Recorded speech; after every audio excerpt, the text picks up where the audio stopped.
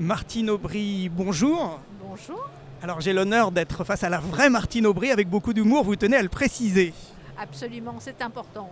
Et puis tout le monde a une hésitation chaque fois que je dis que je suis la vraie Martine Aubry.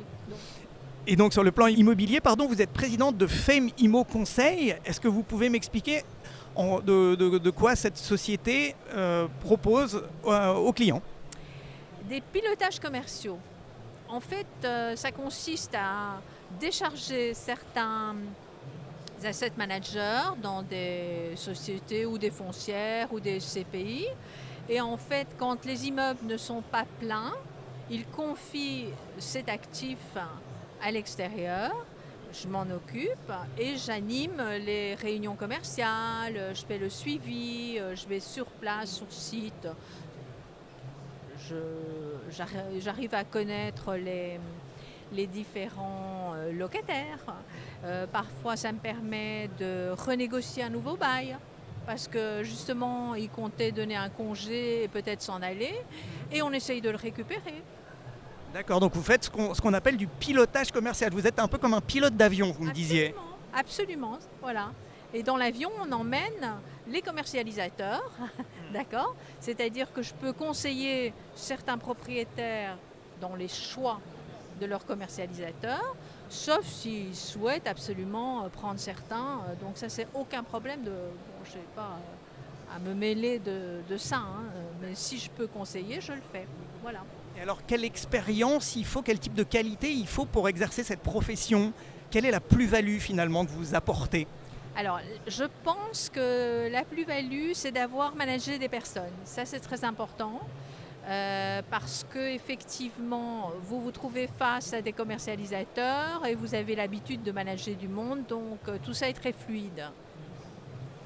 Après, l'expérience, il faut avoir fait, à mon avis, du brokerage, ce qui est mon cas. Donc j'ai été broker et puis ensuite j'ai monté dans les échelons et j'ai eu des responsabilités de management. Voilà. Après, il faut bien passer parfois dans certaines mairies et ça j'arrive à faire. Voilà. Ouais. Et donc le contact facile et l'habitude des collectivités locales. Tout à fait. Voilà. Absolument. Et alors racontez-moi comment évolue la société Fame Immo Conseil de quand elle date et quelle est son évolution? Alors en fait, je l'ai créée en 2011, début 2011. Et au départ, donc, j'ai bien sûr une carte T, carte de transaction. Et au départ, je pensais faire de la transaction pure. Et puis en fait, au bout d'un an, le hasard a fait que j'ai rencontré un dirigeant d'une SCPI. Et en rencontrant cette personne, il me dit « Mais Martine, il y a un vrai besoin chez nous, au niveau des institutionnels de patrimoine, d'avoir quelqu'un qui aide les asset managers dans leurs fonctions. C'est surtout sur la commercialisation parce qu'ils sont un peu débordés. Et donc, si tu peux mettre des missions comme ça en place, ce serait top. » Et donc, ça a été le début de cette spécialisation. Et en fait, il s'est avéré qu'effectivement, il avait raison et qu'il y avait plein d'autres institutionnels avec lesquels je travaille qui, effectivement, avaient besoin de ce genre de prestations. Donc il y avait un besoin, il y avait un marché naissant finalement. Tout à fait, tout à fait. Et donc je pense que je devais être une des premières, pour ne pas dire la première, mais je pense que j'étais une des premières dans cette activité. D'accord, vous avez été vraiment une pionnière et vous avez créé votre métier entre guillemets. Tout à fait. Alors est-ce que vous pouvez me dire aujourd'hui, peut-être sans les nommer forcément, mais quels sont vos clients, quel est le type de clientèle, pour qui vous travaillez? Alors, essentiellement des institutionnels et surtout des CPI. Voilà. C'est essentiellement ça. Alors, quel type de profil d'actifs? On a du bureau, on a de l'activité, de la logistique, voilà, essentiellement, et parfois des centres commerciaux. Ça m'est arrivé d'avoir un centre commercial dans le sud de la France où j'allais faire de la prospection le week-end sur le terrain pour savoir ce que les gens pensaient, les clients qui venaient dans le centre commercial, ce qu'ils souhaitaient comme commerce.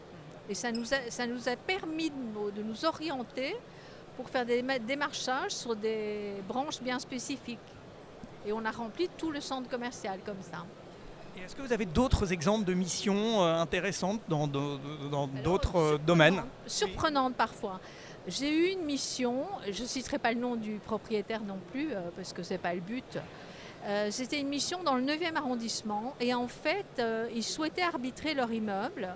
Le problème, c'est que l'asset manager avait eu un problème, un handicap, et il fallait monter 4 à 5 étages à pied parce que l'ascenseur ne fonctionnait pas. Et donc, à tous les rendez-vous, il fallait quelqu'un. Donc, j'ai assuré ça pendant quelques mois, enfin pas si longtemps que ça, parce qu'on l'a sorti assez rapidement. Et surtout qu'à force d'aller sur place, j'ai trouvé la sortie du rez-de-chaussée. Parce que, étant donné qu'on était mitoyen d'un autre commerce juste à côté, j'ai été démarcher le commerce à côté. Et effectivement, on a pu vendre ça, toute la partie rez-de-chaussée, à cet acquéreur.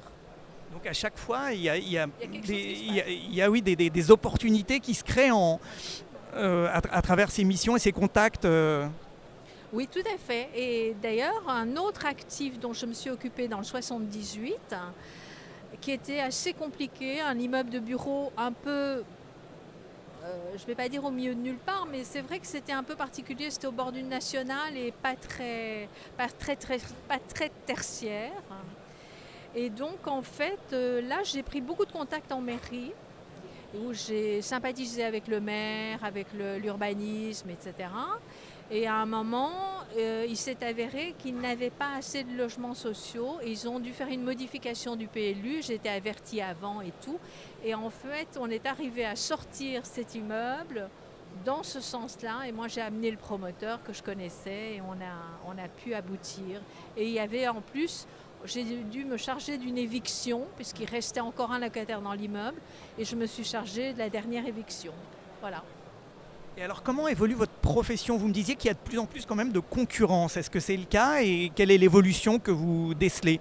Eh bien, effectivement, j'ai pas mal de concurrents qui sont des sociétés plus ou moins importantes, ça dépend. Ou souvent sont des gens qui ont... Je ne dirais pas les dirigeants, parce que les dirigeants ont pas mal d'expérience.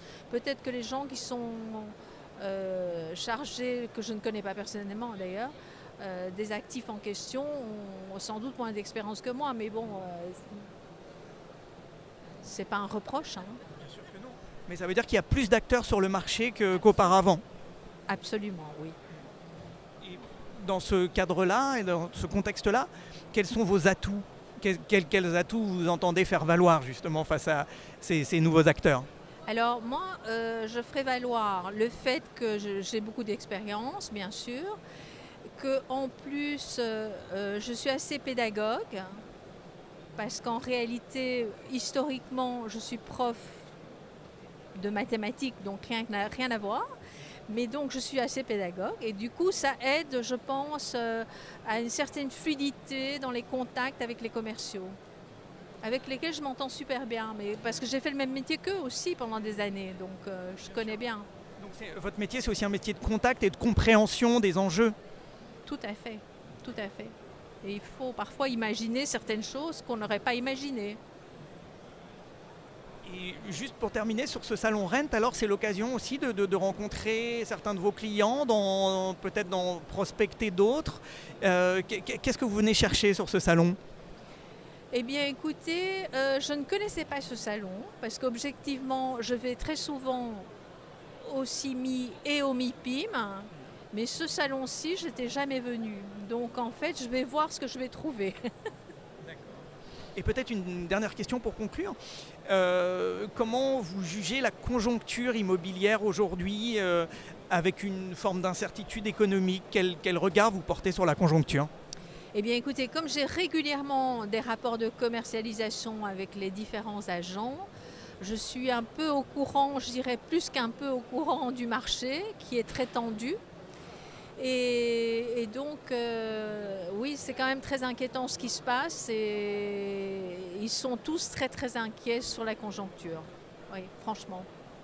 Maintenant, il va falloir continuer. Moi, j'ai connu plusieurs crises, on est passé au travers. Hein. Il faut positiver tout le temps. C'est très important. Martine Aubry, merci beaucoup et très bon salon. Merci de votre accueil.